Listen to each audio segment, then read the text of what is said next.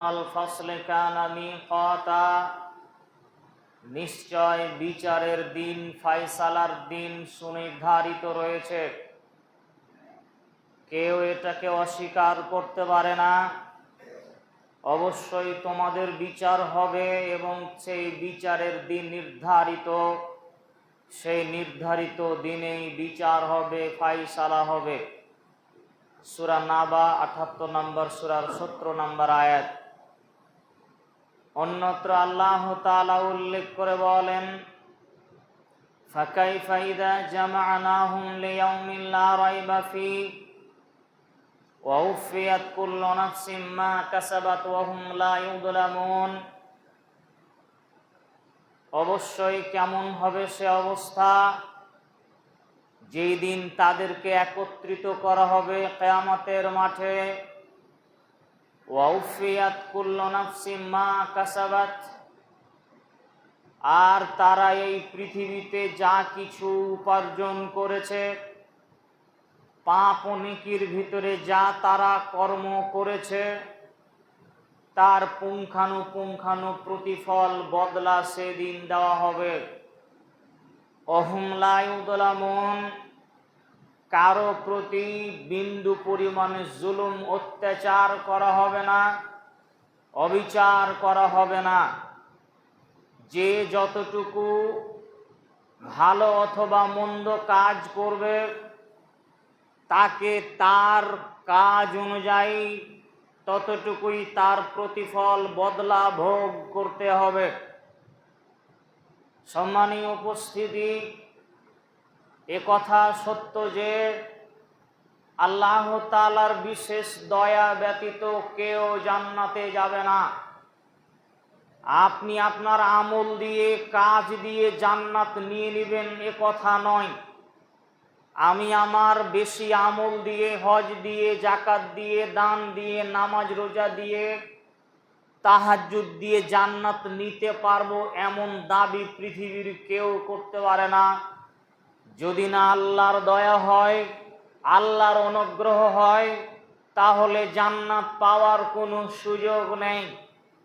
আপনি বলতে পারেন, যদি আল্লাহর দয়া ছাড়া জান্নাতে যেতে না পারি তাহলে আমল করে কি হবে? আমল দিয়ে তো কেউ জান্নাতে যাবে না। দয়া অপরিহার্য। ওই যে আল্লাহর দয়া অপরিহার্য, ওই দয়াটা পাওয়ার জন্য আপনার এই আমলগুলি দরকার।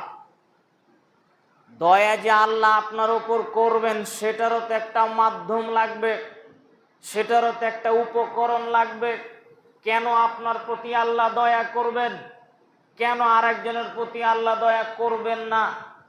যদি আল্লাহর দয়া পেতে চান, সেই দয়ায় জান্নাতে যেতে চান, দয়া ছাড়া জান্নাত হয় না।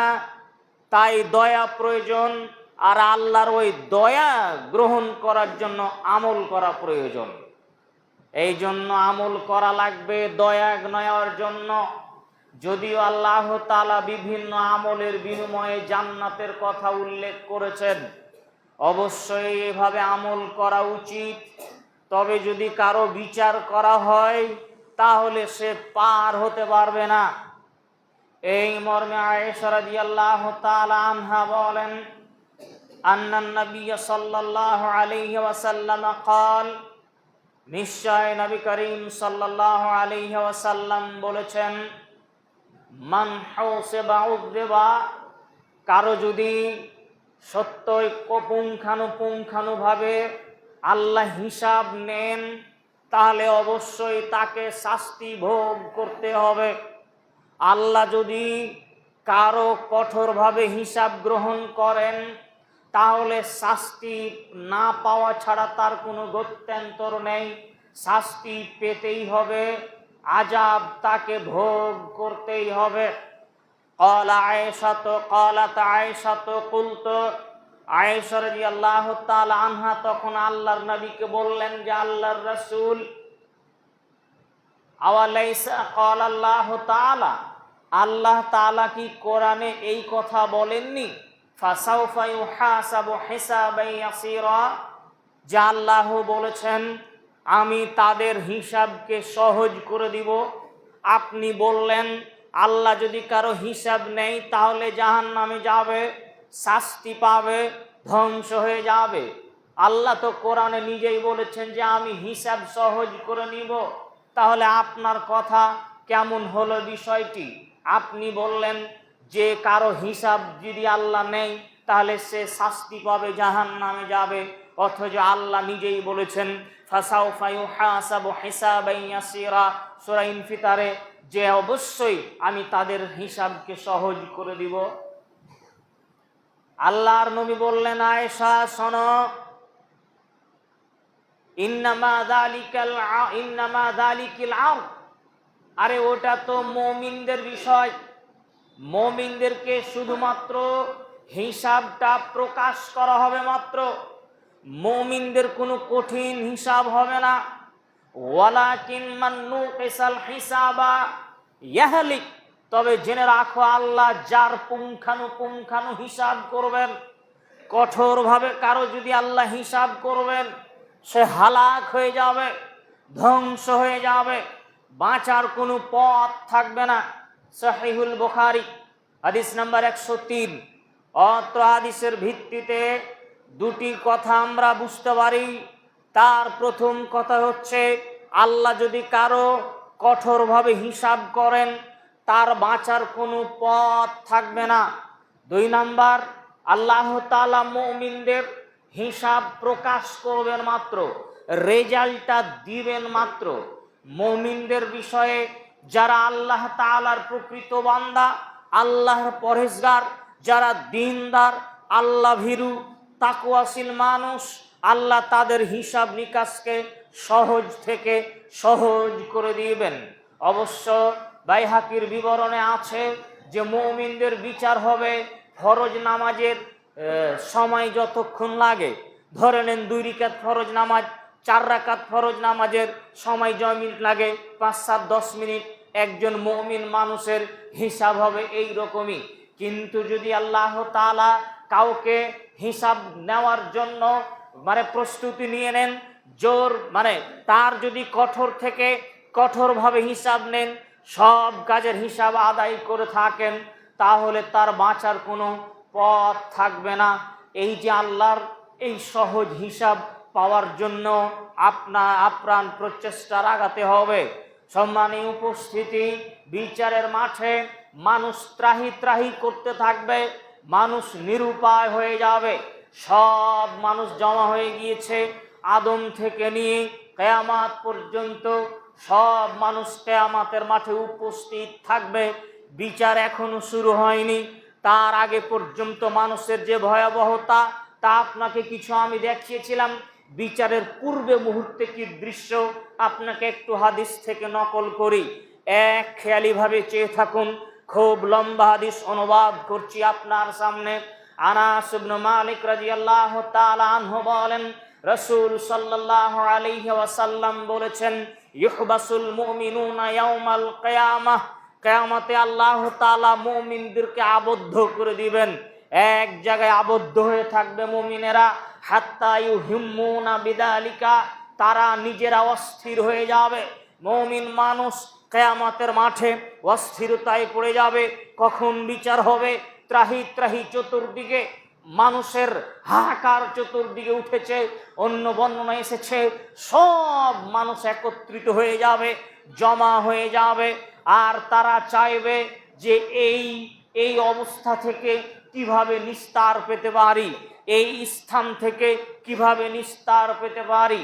ফায়াতুনা ফায়াকুলুনা, তারা বলবে, নিজেরা পরস্পর বলাবলি করবে, আপনারা সবাই আমরা নিজেদের মাঝে কিয়ামতের মাঠে বলাবলি করব, লাউ ইস্তাসফানা ইলা রাব্বিনা, আমাদের জন্য যদি কেউ আল্লাহর কাছে একটু সুপারিশ করতেন তাহলে হয়তোবা ফায়ুরিহুনা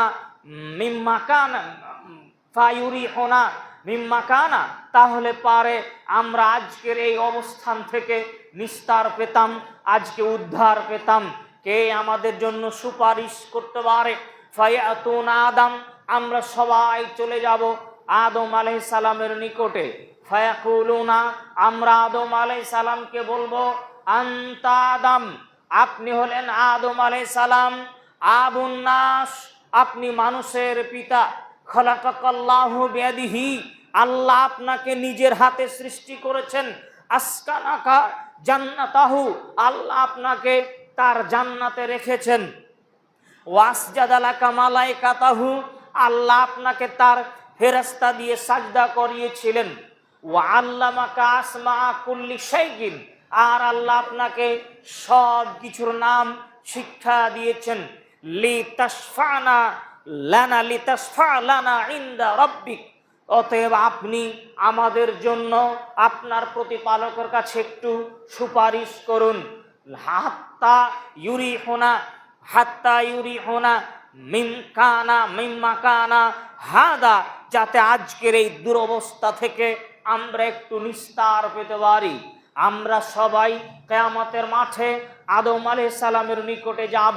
আদম আলাইহিস সালামের নিকটে গিয়ে আমরা বলবো, আপনি আদম, আপনি মানুষ জাতির পিতা, আল্লাহ আপনাকে জান্নাতে রেখেছিলেন, আল্লাহ আপনাকে নিজের হাতে সৃষ্টি করেছেন, আল্লাহ আপনাকে ফেরেশতা দিয়ে সাজদা করিয়েছেন, আল্লাহ আপনাকে সব কিছু শিক্ষা দিয়েছেন। আপনি আমাদের জন্য আল্লাহর কাছে একটু সুপারিশ করুন, যাতে এই ত্রাহি থেকে, এই পরিস্থিতি থেকে আমরা একটু উদ্ধার পেতে পারি।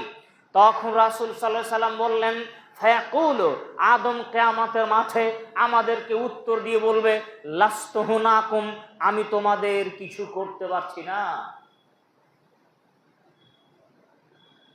আদম আলাইহিস সালাম বলবেন, মানব জাতির পিতা, যাকে আল্লাহ নিজের হাতে তৈরি করেছেন, তিনি বলবেন, লাস্তু হুনাকুম, আমি তোমাদের কোনো উপকার করতে পারবো না। ইন্নী কদ গাযবা আলাইয়া, ইন্না রাব্বী কদ গাযবা, আজকে আমার প্রতিপালক রাগ করেছেন। গাযবান, এমন রাগ করেছেন, লাম ইয়াগদাব ক্বাবলাহু মিসলাহু, এইরকম রাগ আগে কোনোদিন করেননি। ওয়ালাই ইয়াগদাবা বাদাহু মিসলাহু, এর পরেও আর এরকম কোনোদিন রাগ করবেন না। আজকে আমার প্রতিপালক মহান আল্লাহ এত রাগ করেছেন, এইরকম রাগ আগে কোনোদিন করেননি, পরেও এইরকম রাগ কোনোদিন করবেন না।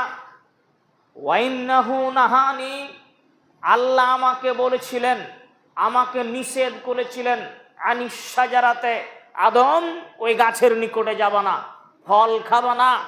ফাসাইতুহু, আমি অমান্য করে ফেলেছিলাম, গাছের কাছে চলে গেছিলাম, ফল খেয়ে ফেলেছিলাম। নাফসি নাফসি নাফসি, আমার যে কি হয়, হায় আফসুস, আমার যে কি হয়, হায় আমার আফসুস, আমার যে কি হয়। আদম আলাইহিস সালাম কিয়ামতের মাঠে বলছেন, নাফসি, আমার যে কি হয় আমি জানি না, আমার যে কি হবে আমার জানি না, আমি তোমাদের কিছু করতে পারবো না। হে মানুষেরা, তোমরা অন্য কোথাও চলে যাও।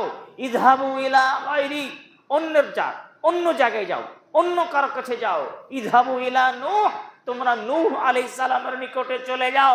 আমরা সবাই নূহ নবীর নিকটে গিয়ে বলবো, আনতা নূহ, আপনি হচ্ছেন নূহ আলাইহিস সালাম, আপনি নূহ, আনতা আউয়ালুর রাসূলে ইলা আহলিল আরজে, আপনি পৃথিবীতে সর্বপ্রথম রাসূল, আদমের পরে প্রথম রাসূল হচ্ছেন নূহ আলাইহিস সালাম। আপনাকে আল্লাহ প্রথম রাসূল করে প্রেরণ করেছেন, তাই আপনার কাছে এসেছি। অতএব আপনি একটু ওপরে বলবেন কি, যে আমাদের এই পরিস্থিতি থেকে যেন আমরা একটু রক্ষা পেতে পারি। আদম নূহ আলাইহিস সালাম একই কথাই বলবেন, লাস্তু হুনাকুম, আমি তোমাদের কিছু করতে পারছি না। কেননা আমার ছেলেটা যখন ডুবে যাচ্ছিল, আমি তখন আমার ছেলেকে বলেছিলাম, আমার ছেলে আল্লাহকে অস্বীকার করেছিল, আমার ছেলে ডুবে গেছিল, আমি বলেছিলাম বেটা নৌকাতে চলে এসেছিল, আমার ভুল হয়েছিল। আল্লাহ বলেছিলেন, হে নূহ, এটা তোমার ছেলে নয়, এ তো কাফের, তুমি তাকে কি করে ডাকতে পারো, আমার ভুল হয়েছে, আমি জানি না আমার যে কি হয়। তোমরা চলে যাও ইব্রাহিমের কাছে। ইব্রাহিম বলবেন, যাও তোমরা মূসার কাছে, মূসা বলবেন যাও তোমরা ঈসার কাছে। সব নবী পিছনে পিছনে ঠেলতে থাকবেন। অবশেষে আমরা চলে আসবো সর্বশেষ নবী মুহাম্মদ সাল্লাল্লাহু আলাইহি সাল্লামের নিকটে। আমরা এসে আল্লাহর নবীকে কিয়ামতের মাঠে বলবো, ইয়া মুহাম্মদ, হে মুহাম্মদ সাল্লাল্লাহু আলাইহি সাল্লাম, আনতা রাসূলুল্লাহি, আপনি আল্লাহর রাসূল, আনতা খাতিমুল আম্বিয়া, আপনি হচ্ছেন নবীদের সর্বশেষ নবী, আপনি হলেন নবীদের শেষ নবী। অতএব আপনি একটু আল্লাহকে বলুন, আমাদের জন্য সুপারিশ করুন। ইশফা লানা ইনদা রাব্বিক, আপনার প্রতিপালকের নিকট আমাদের জন্য একটু সুপারিশ করুন, যাতে করে আল্লাহ তাআলা আমাদেরকে একটু নিস্তার দেন, উদ্ধার করেন। আমাদের নবী বলেন, ফান্তালিক, আমি চলে যাব। অতঃপর ফাউফাতি তাহতাল আরশ, আমি আল্লাহর আরশের নিচে যাব। আরশের নিচে গিয়ে ফাকাউ সাজিদান আযজা ওয়া জাল্লা, আমি আল্লাহ তাআলার আরশের নিচে গিয়ে আল্লাহর সামনে সাজদায় পড়ে যাব, সাজদায় পড়ে যাব। সাজদায় কতদিন থাকবে তা আমরা বলতে পারি না, সাজদায় তিনি থাকবেন।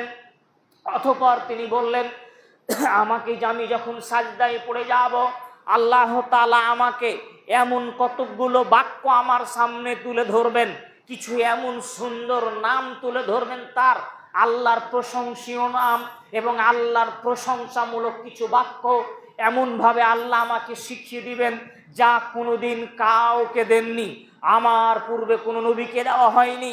এত সুন্দর বাক্য, এমন সুন্দর দোয়া, এমন সুন্দর প্রশংসনীয় বাক্য আমাকে দেওয়া হবে। আমি সেইগুলোই বলে আল্লাহকে বলবো। আল্লাহ তাআলা আমাকে বলবেন, ইয়া মুহাম্মদ ইরফা রাসাক, হে মুহাম্মদ সাল্লাল্লাহু আলাইহি সাল্লাম, আপনি মাথা উঠান। সাল তুতাহ, আপনি চান আপনাকে প্রদান করা হবে। ওয়াসফাতু সাফা, আপনি সুপারিশ করুন, আপনার সুপারিশ কবুল করা হবে। আপনি বলুন, আপনার কথা শোনা হবে। আপনি বলেন, আপনার কথা শ্রবণ করা হবে। আপনি যা চাইবেন তাই প্রদান করা হবে। আল্লাহর নবী বলেন, ফারফাউ রাশি, আমি মাথা উঠাবো। মাথা ফাকুলো, মাথা উঠিয়ে আমার নবী প্রথমের বাক্য শুনুন। তিনি কি বলেন শুনুন। আমাদের নবী প্রথমে কি বলবেন শুনুন। তার মাথা উঠেই প্রথম বাক্য হবে, উম্মতি ইয়া রব্বি, উম্মতি ইয়া রব্বি, উম্মতি ইয়া রব্বি, হে আমার প্রতিপালক আমার উম্মাত, হে আমার রব আমার উম্মাত, হে আমার রব আমার উম্মাতের কি অবস্থা শুনুন। আদম থেকে বর্ণনা করলাম। আদম বলেছিলেন, ইয়া নাফসি, আমার যে কি হয়। ইব্রাহিম বলবেন, আমার যে কি হবে। ঈসা নবী বলবেন, আমার যে কি হয় আমি জানি না। সবাই নিজেকে নিয়ে ব্যস্ত, সবাই বলবে নাফসি নাফসি। কেবলমাত্র মুহাম্মদ সাল্লাল্লাহু আলাইহি সাল্লাম তার উম্মতের জন্য বলবে, ইয়া উম্মতি উম্মতি উম্মতি, আমার উম্মত, আমার উম্মতের কি অবস্থা হবে। আল্লাহ তাআলা বলবেন, হে মুহাম্মদ সাল্লাল্লাহু আলাইহি সাল্লাম, আপনার উম্মতের যারা বিনা হিসাবে জান্নাতে যাবে, আপনার উম্মতের যারা বিনা হিসাবে জান্নাতে যাবে, জান্নাতের ডান পাশের গেট দিয়ে আপনি তাদেরকে জান্নাতে প্রবেশ করিয়ে দেন। নবী করিম সাল্লাল্লাহু আলাইহি সাল্লাম হাদিসের শেষ অংশে বলেন যে জান্নাতের গেটের দূরত্বের কথা বলতে গিয়ে তিনি পরের অংশে বলছেন, ওই জান্নাতের দরজার মানে দূরত্ব হবে এক চৌকাঠ থেকে আর এক চৌকাঠ, তার দূরত্ব হবে মক্কা থেকে মদিনা অথবা মক্কা থেকে বসরা, ইরাকের নগরের বসরা পর্যন্ত দূরত্ব যত দূর। মক্কা থেকে মদিনা প্রায় 300-350 কিলোমিটারের পথ। সম্মানীয় উপস্থিতি, সহিহুল বুখারী 7440, 7412 নম্বর দুটি হাদিসকে একসাথে অনুবাদ করলাম। অত্র হাদিসে আপনাকে আমি দেখানোর চেষ্টা করলাম, আদম আলাইহিস সালামের মতো মানুষ কিয়ামতের মাঠে বলছেন নাফসি নাফসি। আর একটা বিবরণ পেশ না করলেই নয়।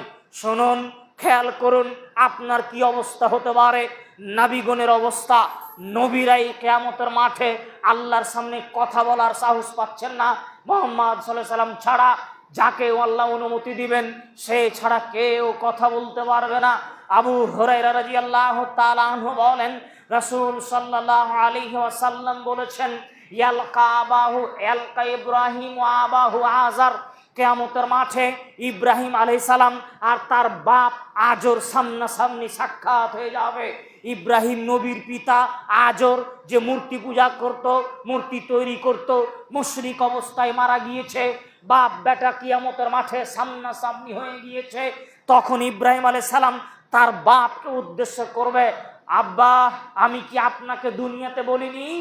আমি তো দুনিয়াতে বলেছিলাম যে আব্বা আপনি আমার নাফরমানি করিয়েন না, আপনি আমার কথা মেনে নেন। আপনাকে আমি বলেছিলাম আপনি আমার কথাই মেনে নেন, আমার কথা গ্রহণ করুন, আমার পথে চলুন। আপনি কিন্তু দুনিয়াতে আমার কথা মানেননি। ইব্রাহিমের পিতা ওই দিন কিয়ামতের মাঠে ইব্রাহিম আলাইহিস সালামকে বলবে, আল ইয়াউমা লা আশিকা, বেটা আজকে তোমার সব কথা মেনে নেব, আজকে আমি কোনো কথা অস্বীকার করব না, সব কথা মেনে নেব, আজকে তুমি যা বলবা তাই তোমার কথা শোনা হবে। এ কথা শোনার পর ইব্রাহিম আলাইহিস সালাম আল্লাহকে তখন বলবেন, আল্লাহুম্মা ইন্নাকা ওয়া'দানি আল্লা তুখজিনি ইয়াউমাল কিয়ামা, হে তোমার প্রতিপালক, হে আল্লাহ তুমি আমার সাথে ওয়াদা করেছো কিয়ামতের মাঠে তুমি আমাকে অপমান করবে না। আল্লাহ তুমি আমার সাথে ওয়াদা করেছো কিয়ামতের মাঠে তুমি আমাকে লাঞ্ছিত করবে না। আল্লাহ তুমি আমার সাথে ওয়াদা করেছো দুনিয়াতে কিয়ামতের মাঠে আমার সাথে অপমান করবে না, আমাকে লাঞ্ছিত করবে না। আজকে আমি ইব্রাহিম, আমি নবী, আমি যাব জান্নাতে, আমার চোখের সামনে আমার বাপ যাবে জান্নাতে, এটা কি নবীর জন্য অপমান নয়? অপমান তো। আমার চোখের সামনে যদি আমার বাপের কোনো ক্ষতি হয় আর আমি যদি কিছু করতে না পারি, এটা তো আমারও ক্ষতি, এটা তো আমারই অপমান। আল্লাহ তুমি বলেছ তোমাকে, হে ইব্রাহিম কিয়ামতের মাঠে তোমাকে লাঞ্ছিত করব না, লজ্জিত করব না। আজকে আমার পিতা জাহান্নামে যাবে, এটা আমার জন্য লজ্জার কারণ, আমার জন্য অপমানের কারণ। সুতরাং তুমি বিষয়টি দেখো। আল্লাহ তাআলা বলবেন, ইব্রাহিম ইব্রাহিম তুমি কি জানো না, ইন্নী হারামতু জান্নাত আলাল কাফিরিনা, তুমি জানো না আমি কাফেরদের জন্য জান্নাত হারাম করে দিয়েছি।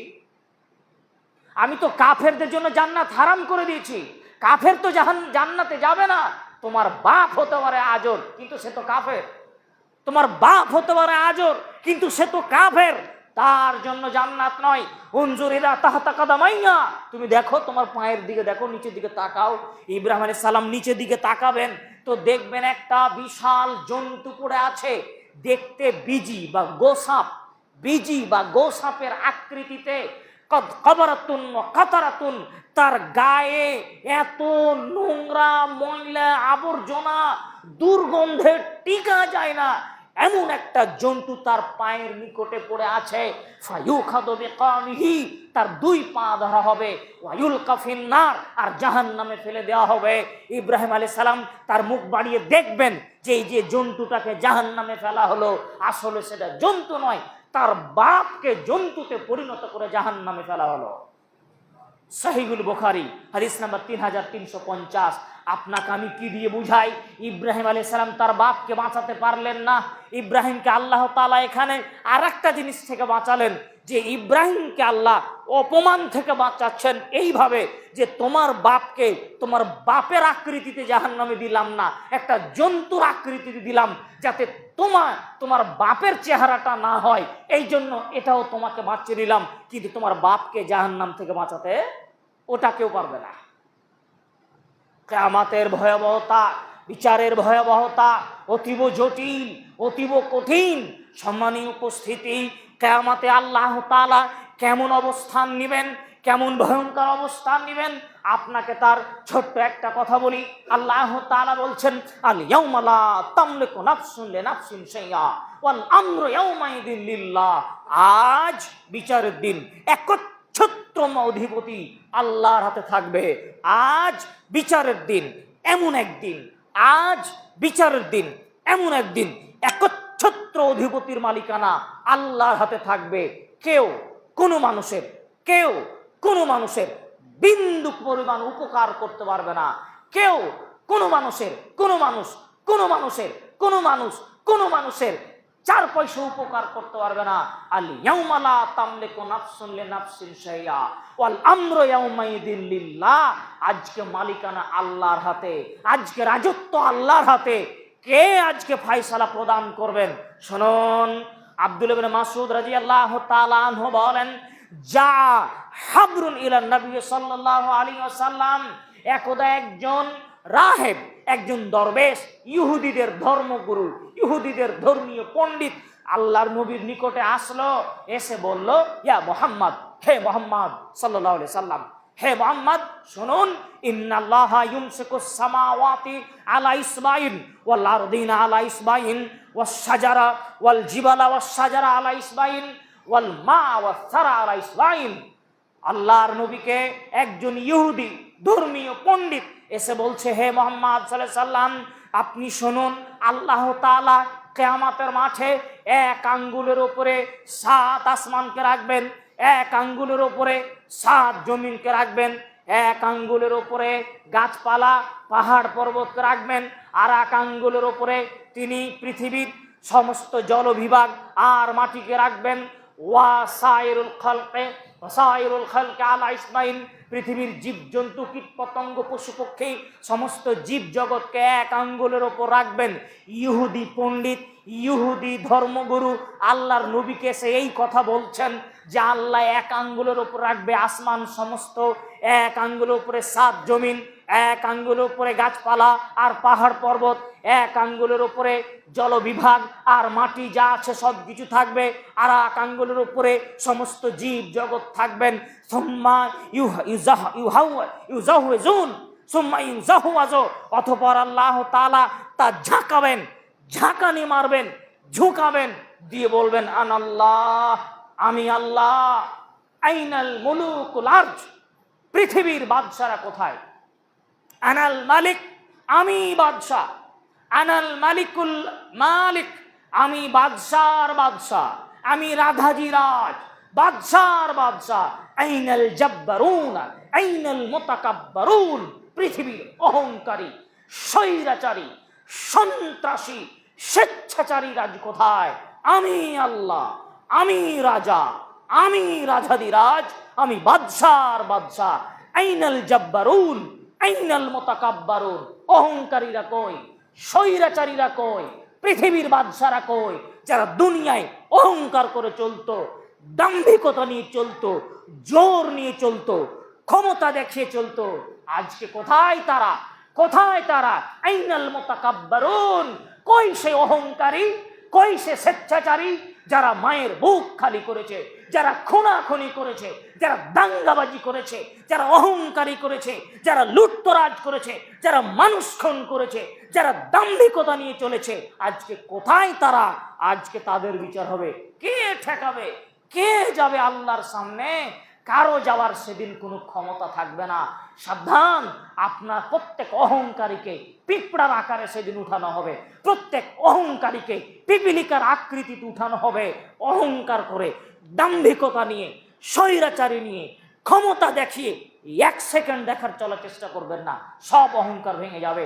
সাহিহুল মুসলিম 2786, 87, 88 3টি হাদিসের সারমর্ম পেশ করলাম। সম্মানীয় উপস্থিতি, এই অহংকারীদের বিচার কিয়ামতে খুবই ভয়াবহ, দাম্ভিকতার বিচার খুবই ভয়াবহ। যারা দাপট দেখিয়ে চলে, বংশের দাপট, গায়ের শক্তির দাপট, পাওয়ারের দাপট, রাজনীতির দাপট, বংশের দাপট, আরো কিছুর দাপট, নানা রকম যে স্বৈরাচারী, যে অত্যাচারী, যে অহংকারী নিয়ে পৃথিবীতে চলাচল করবে, তার অবস্থা খুবই ভয়াবহ, খুব ভয়াবহ। আল্লাহ তাআলা তার বিচার করবেন সব পরে, প্রত্যেক অত্যাচারীর বিচার।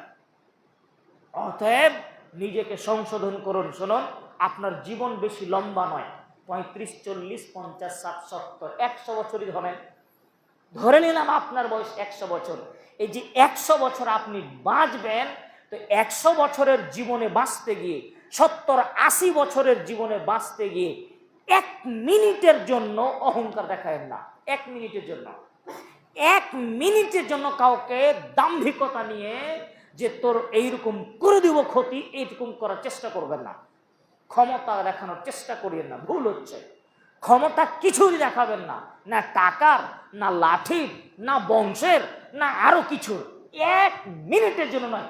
মাটির মানুষ মাটির মতন থাকবেন, মাটির মানুষ মাটির মতন চলবেন, কেউ যদি দু কথা চেপে বলে দেয়, আপনি শুনে থেকে দিয়েন, আপনার লাভ আছে। কেউ যদি দু কথা চেপে বলে দেয়, কেউ যদি বলে সালা, তা আপনি ওকে দুলাভাই বলে সরে যাবেন, তার সাথে তর্ক করবেন না, মাটির মানুষ। আপনার লাভ আছে বলেই বলছি। আপনি যদি পাল্টা তার সাথে তর্কে লিপ্ত হন, আপনার ক্ষতি আছে, আপনি পরাজিত হয়ে যাবেন, শয়তান আপনার পক্ষে চলে আসবে। একেবারে মাটির মানুষ বলছি বারবার, যে আপনি নরম হয়ে চলেন, খুব নরম হয়ে যাবেন, মাথা নিচু করে নেবেন সবার সামনে। দরকার নেই, প্রয়োজন নেই কারোর সামনে তর্ক করা, প্রয়োজন নেই কাউকে কিছু দেখানো। আপনি ইবাদত করুন, আল্লাহর প্রশংসা করুন, আল্লাহকে ডাকুন, ক্ষমা চান তার কাছে, সব চান তার কাছে। তিনি সব কিছু করতে পারেন, সব তিনি করতে পারেন। আল্লাহ তোমাকে বলছি, হে আমাদের প্রতিপালক, তুমি বড় দয়াবান, তুমি বড় রহমান, তোমার কাছে দোয়া করছি, তুমি আমাদের অন্তর থেকে অহংকার, বিদ্বেষ, হিংসা, সব ধরনের অপকর্মগুলিকে মুছে পরিষ্কার করে দাও। আল্লাহুম্মা আমিন। হে আমাদের প্রতিপালক, তুমি আমাদেরকে কিয়ামতের মাঠের ভয়াবহ পরিস্থিতি থেকে রক্ষা করে দিও। আল্লাহুম্মা আমিন। ওয়া আখিরু দাওয়ানা আলহামদুলিল্লাহি রাব্বিল আলামিন।